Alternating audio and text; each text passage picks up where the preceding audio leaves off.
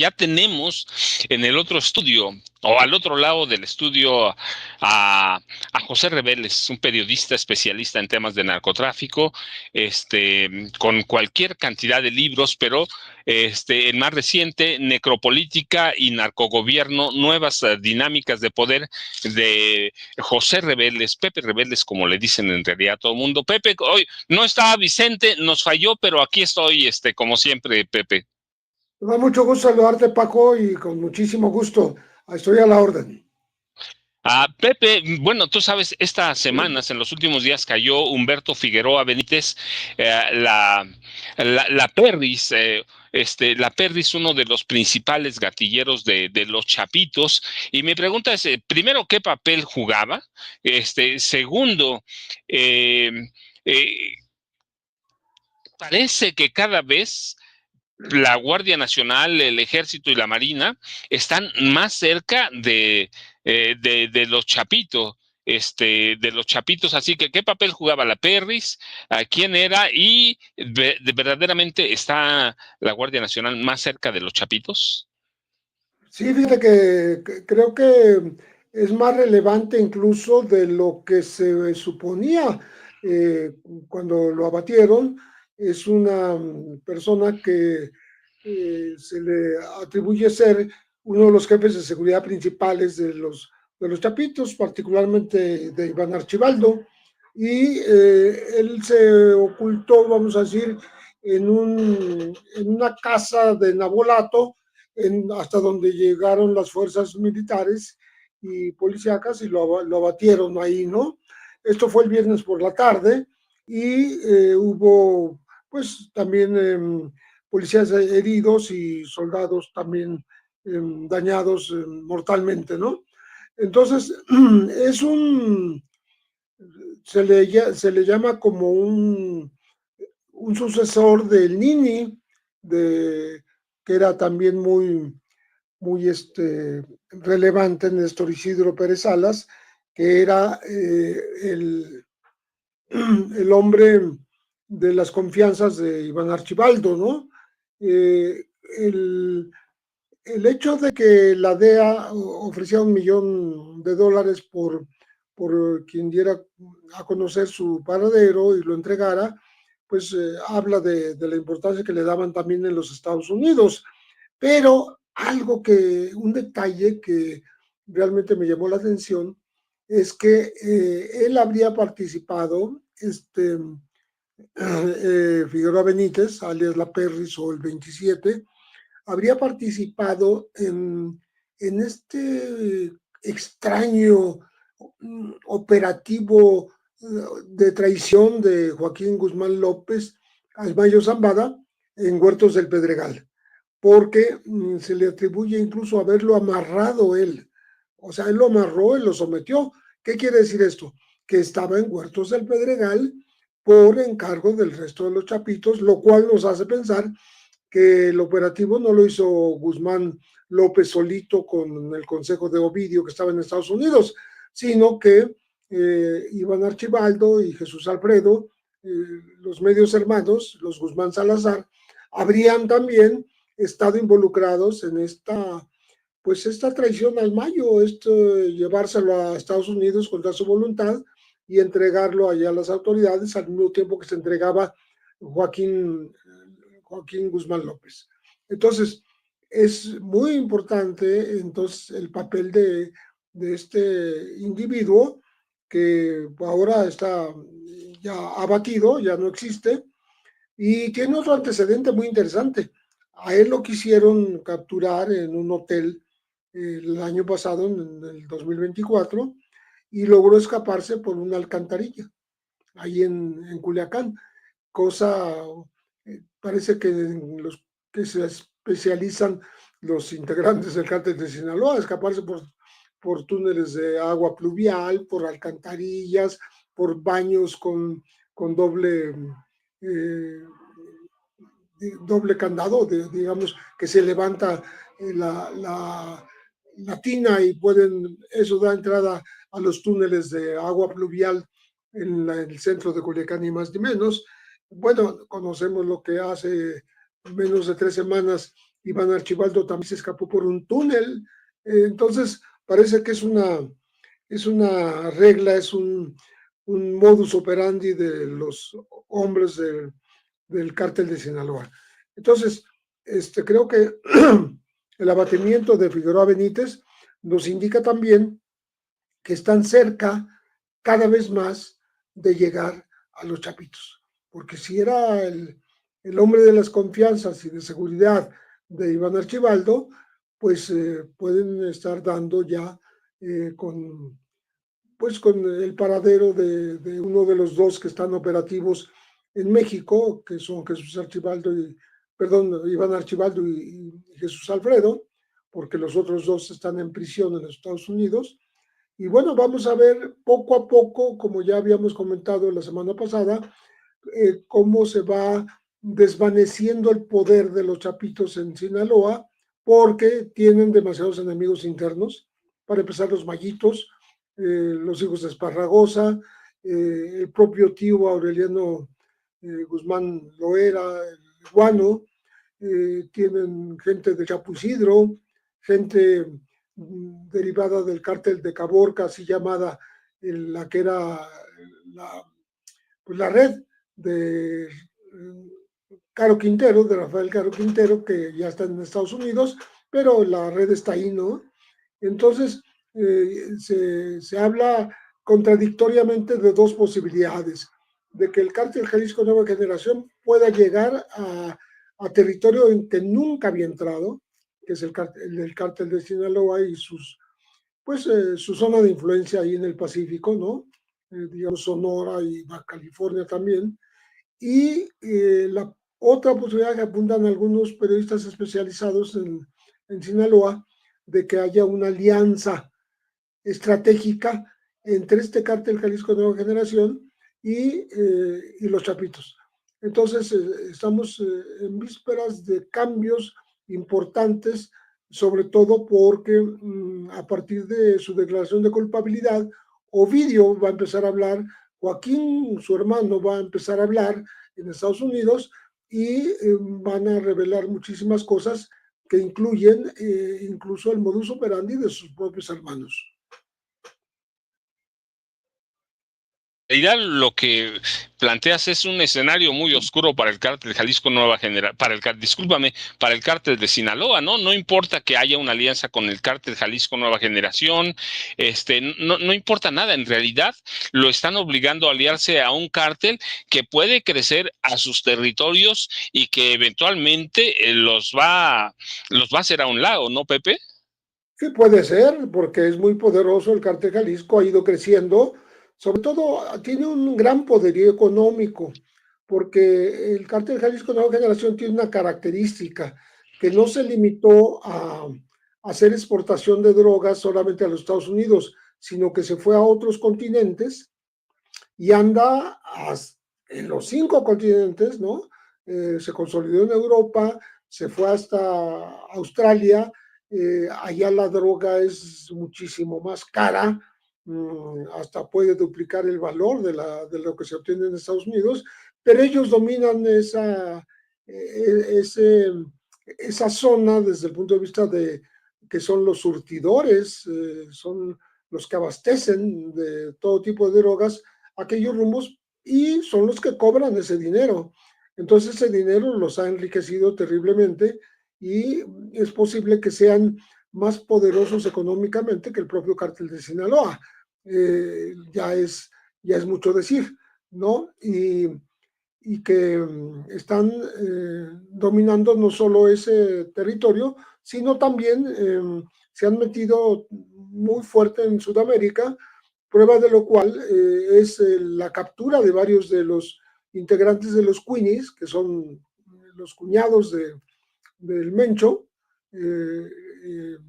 Agnael González, que han sido encarcelados en Estados Unidos justamente por inversiones en Sudamérica y por lavado de dinero, hablando por supuesto, de una cantidad que a ellos no les hace ni cosquillas, ¿no? Son $2,000 millones aproximadamente de las operaciones Pitón y la otra operación,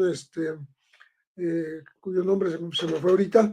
Son dos operativos, Agave Azul, que los Estados Unidos iniciaron sin consultar con México, pero sí lo invitaron después a participar. Entonces, son de los pocos fenómenos de ataque a las estructuras financieras de algún cártel que se han dado. Estos de los Estados Unidos contra el cártel Jalisco Nueva Generación, pero, repito, no son tan cuantiosas como pudieran ser, porque ellos son infinitamente más poderosos económicamente y sigue creciendo ese poderío. Por tanto, sí hay una amenaza, por decirlo de esa manera, hay una posibilidad de que ellos puedan ir sustituyendo incluso al cártel Jalisco, al cártel de Sinaloa, perdón, en su propio territorio y en la zona que dominan, en Sonora, en Baja California. Sí, que la situación para el cártel de Sinaloa es más delicada, mire, de lo que parece, y Pepe lo plantea muy bien. Si algo tiene el cártel Jalisco Nueva Generación es que supo entrar a otros mercados, a otros continentes, a Europa, Australia, así que hizo y diversificó sus ganancias, se hizo económicamente más poderoso, y con la debilidad que tiene en este momento el cártel de Sinaloa, pues claramente sí lo puede desplazar. Pero Pepe, yo te tengo otra pregunta. Tengo dos temas, pero primero te suelto uno. Recientemente fueron detenidos, capturados, como sea, 11 elementos de la Guardia Nacional. 3 de ellos no eran cualquiera, eran oficiales, el resto eran agentes normales.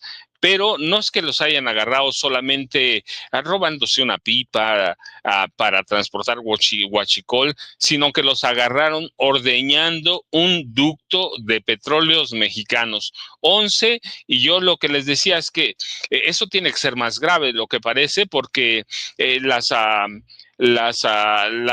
cadenas de mando en el ejército, que tiene una preparación la Guardia Nacional del Ejército, son lineales. Y si se desvió un evento, pues el de arriba tuvo algo que ver. ¿Tú cómo ves ese tema, Pepe? Tienes toda la razón, porque no podemos hablar de 11 manzanas podridas de un árbol tan grande como la Guardia Nacional, ¿no? Esto, desgraciadamente, apunta a que puede haber un modus operandi de la propia Guardia en otros lugares, no nada más ellos, y que no actúan por su cuenta. Sobre todo que no es la costumbre actuar por su propia cuenta, porque son educados por el ejército y respetan las jerarquías. Por tanto, saben a lo que se exponen cuando intentan actuar por su propia cuenta. Y finalmente es como dicen, si me viste no me conoces, y si te preguntan nunca me has visto, ¿no? Entonces sí tendría que ver con algún saqueo que podría decirse pues formal o institucional, ¿no? Porque sí es muy grave que eso esté ocurriendo, que el huachicol, que es uno de los negocios más grandes que hay después del tráfico de drogas, el tráfico de personas, esté siendo pues manejado directamente por personas que no debieran estar en ese negocio, sino atacando a quienes están en el negocio. Entonces, me parece sí muy grave, ¿no? Y qué bueno que se investigue internamente, que se castigue a quienes se debe castigar y que se impida que se repitan estos casos, porque si se repiten quiere decir que pues crecería la sospecha de que todo este manejo podría ser institucional.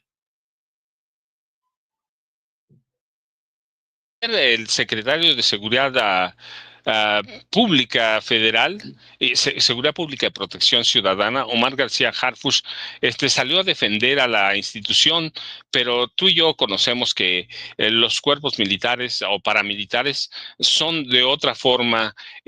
¿Cómo justificar declaraciones de Omar García Harfuch, Pepe? Mira, es lo normal que él defienda la institución, ¿no?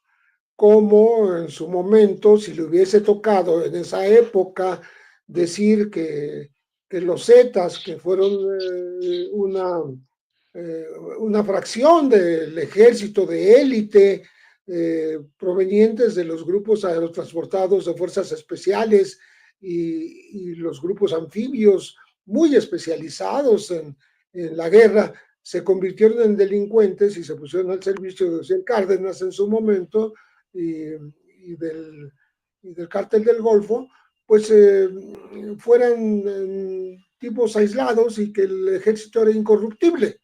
Pues eso le toca decir, no va a decir otra cosa. Entonces, lo que hay que demostrar y hay que probar y hay que evitar en la práctica es exactamente esa posible corrupción de la Guardia Nacional. Y para eso, justamente, no sirven las palabras, el discurso de García Harfuch. Ahí lo que sirve es la investigación, es el hecho de que estos asuntos no se repitan y no se convierta en un verdadero, una verdadera pesadilla de guachicoleo a cargo de elementos que se supone que debían combatirlo, el guachicoleo, y lo están practicando. Entonces, creo que si de veras quieren tener la confianza de la gente, tendrían que actuar de otra manera, no ocultar en unos pocos detenidos toda la culpabilidad posible de la Guardia Nacional y actuar en consecuencia. O sea, no proseguir con este tipo de actividad porque pues eso daña no solo la imagen del Ejército y de la Guardia Nacional, daña la imagen del propio gobierno. Y Pepe, déjame invitar, sumar a Vicente, que ya está con nosotros. Vicente, bienvenido de regreso. Pepe, aquí estamos, Vicente. Gracias, mi querido Paco, Saludos, mi querido Vicente. Pepe. Mucho Sal- gusto. saludos, saludos, Pepe.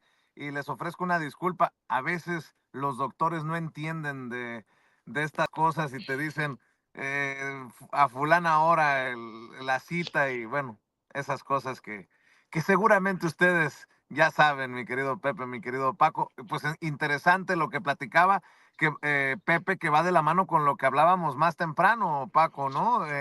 Que se necesita contundencia para adentro y para afuera, ¿no? En este tema de la Guardia Nacional, tan cuestionada en su momento y tan respaldada en su creación por el presidente Andrés Manuel López Obrador y hoy por la doctora Claudia Sheinbaum.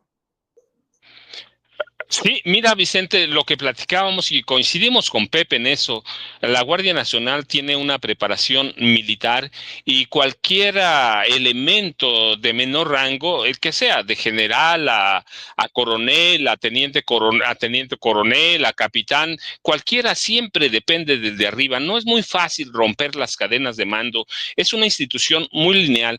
Así que Omar García Harfuch y el titular de la Guardia Nacional, como el general secretario, están obligados a actuar rapidísimo y dar una respuesta contundente, porque como lo decía Pepe, ese posible foco infeccioso puede estarse replicando en otras unidades de la Guardia Nacional y para evitar todo eso deben ser contundentes, rápidos y muy transparentes para darnos a conocer lo que pasó, no con estos elementos sino con quienes estaban arriba de él, porque hay por ahí un par de tenientes, es decir, hay oficiales, no son soldados rasos, son oficiales de la Guardia Nacional, así que deben dar una explicación contundente, rápida y una investigación, Vicente, que sea muy transparente.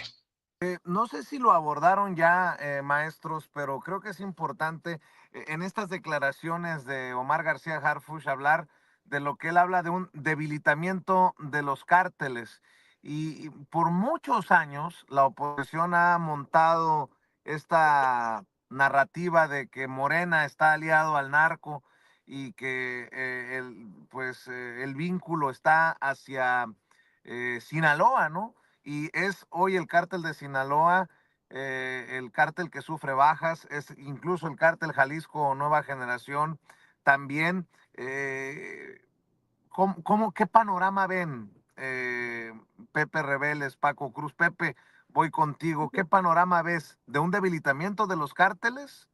Sí, hablamos hace un momento con Paco, justamente antes de que llegaras, sobre el debilitamiento del cártel de Sinaloa, alimentado por varios factores, muy particularmente que ahora aparentemente tienen encima a la autoridad que está dándoles golpes cada vez más fuertes, ¿no? Justamente en la detención del jefe de seguridad de los Chapitos, Juan Humberto Figueroa Benítez, alias La Perris o el 27, que sustituye al que fue jefe de seguridad.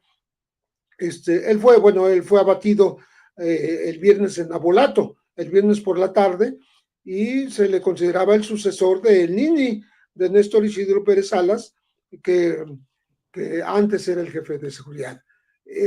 Yo decía de la importancia de Humberto Figueroa Benítez, que se revela aquí, no solo porque la DEA ofreció $1 millón por datos para su captura, sino porque nos enteramos ahora, después de que lo abatieron, que él participó directamente en este operativo del joven Joaquín Guzmán López engañando al Mayo Zambada en Huertos del Pedregal y llevándoselo en un avión a los Estados Unidos, un tema que no tiene todavía esclarecidas algunas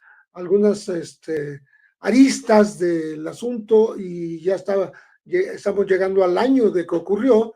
Él se encargó de amarrarlo. ¿Qué quiere decir? Que ahí estaba. ¿Qué quiere decir? Que los otros Chapitos apoyaron también. No fue solito Joaquín Guzmán López, ni con el consejo de su hermano que estaba preso en Estados Unidos, Ovidio, sino que este personaje abatido el viernes, pues era gente de Iván Archibaldo y de Jesús Alfredo, y por tanto ahora podremos hablar de que todos los Chapitos estuvieron de acuerdo en pues engaño, en esta llevada a los Estados Unidos contra su voluntad del Mayo Zambada, y ellos han desatado esta guerra que ahora continúa con muchos muertos, muchas venganzas, y el ejército y las Fuerzas Armadas y la Secretaría de Seguridad Pública Federal, que están pues dando golpes cada vez más certeros, ¿no? Yo estaba diciendo que el abatimiento de Figueroa Benítez parece acercar más a las autoridades hacia las cercanías a los Chapitos, porque es alguien muy relevante, y sí tendría que ver con que la autoridad está pisando muy de cerca los pasos de estos jóvenes líderes del cártel de Sinaloa, por el momento, sin contar con la cantidad de enemigos internos que tienen, lo que está llevando a una desaparición del cártel de Sinaloa como era antes, como era hace 40 años, ¿no? Va a ser otra cosa en el futuro. Y lo preguntaba porque con qué cara hoy el gobierno de Estados Unidos puede decir que no existe voluntad, por lo menos voluntad del gobierno que encabeza la doctora Claudia Sheinbaum de México para combatir, para atacar al crimen organizado, con estos resultados, con los números que le dan la razón a Omar García Harfuch y a la presidenta en los informes de seguridad. Es hoy en día, con este debilitamiento del cártel de Sinaloa, el cártel Jalisco Nueva Generación, el más poderoso de México y no sé si del mundo, Pepe Rebeles. Creo que se está convirtiendo en eso, pero las informaciones que llegan de periodistas locales hablan de dos visiones diferentes. Una, que se está convirtiendo y que se imponga sobre la gente de Sinaloa, y el otro que al contrario se haga una alianza justamente con los Chapitos para fortalecerlos en contra de todos los enemigos internos, de la Malliza, de los hijos de Esparragosa, del Chapo Isidro, de Aureliano El Guano, Guzmán Loera, la gente del cártel de Caborca, de Caro Quintero, etcétera, etcétera, y que eventualmente juntos, los que eran enemigos, Jalisco Nueva Generación y los Chapitos, juntos traten de recuperar lo que han perdido ya en Sinaloa. De otra manera, pues vamos a estar viendo el deterioro gradual de este grupo criminal que, como demuestran las estadísticas, está siendo combatido con bastante vehemencia por parte no solo del Ejército y la Marina, sino también de la Secretaría de Seguridad Pública Federal. Entonces, pues el panorama no pinta muy bien para Sinaloa y Jalisco puede, digamos que llegar y empoderarse y hablábamos de su gran poderío económico que logró diversificando los mercados, no dedicándose solamente a meter droga a los Estados Unidos, sino a los 5 continentes, ¿no? Empezando por Europa y hasta llegar a Australia. Mi querido Paco, para cerrar en este marco binacional de ataque al crimen organizado y como lo ha, pues ya no sé si sugerido o exigido Estados Unidos, ojalá que este análisis no lo escuchen los de siempre que desde medios de comunicación están opuestos a estos gobiernos de la transformación, porque entonces dirán que a Claudia Sheinbaum ya la ha sometido a su antojo Donald Trump, porque no darán crédito por la estrategia de seguridad de México, sino la meterán en la narrativa de que en México se hace lo que Estados Unidos quiere. ¿Con qué cierras, Paco? No, Vicente, mira, yo y rápido y un resumen. No, esa vieja prensa va a hablar siempre porque está dolida, porque está dañada, porque tiene odio no solo contra Andrés Manuel López Obrador, tiene odio contra la 4T y tiene odio contra Claudia Sheinbaum Pardo, pero los hechos en la realidad muestran otra cosa. Muestran que Claudia Sheinbaum Pardo ha sabido cómo lidiar con Donald Trump y que Donald Trump no va a quitar nunca el dedo del renglón, pero la presidenta ha sido muy precisa, ha sido muy clara y ha logrado y va a lograr lidiar con él, Vicente. Yo, ya sabes, @ Paco Cruz Jiménez en X, antes Twitter, Francisco Cruz Jiménez en Facebook, Vicente, y aquí estamos y nos vemos mañana muy tempranito. Claro que sí, Paco, gracias por siempre estar al pendiente, mi querido Pepe. Yo siempre agradecido también por tu generosidad. Y si bien no estás en redes sociales, sí le pido a la gente que nos ve y que nos escucha que amor con amor se pague y que sigan buscando Necropolítica y Narcogobierno, el libro que presentaron tú y Paco en la Feria Internacional del Libro del Zócalo hace meses. Y bueno, seguir cacareando lo que siempre hago, ¿no? Los logros de la gente a la que admiro, a la que respeto. El flamante Premio Nacional de Periodismo, Pepe Rebeles, hablando con nosotros sin censura. Te mando un abrazo, querido Pepe. Muchas gracias, Vicente. Muy buenos días, Paco. Gracias, Pepe. Gracias, Paco. Los maestros, cerca de 100 años de experiencia en esta mesa de seguridad nacional aquí en Sin Censura. Y le digo que agradezco a las personas que nos ven y que nos escuchan y nada más para que nadie se asuste, pues una cita médica que se atraviesa en el día y no había forma de cambiarla. El ultrasonido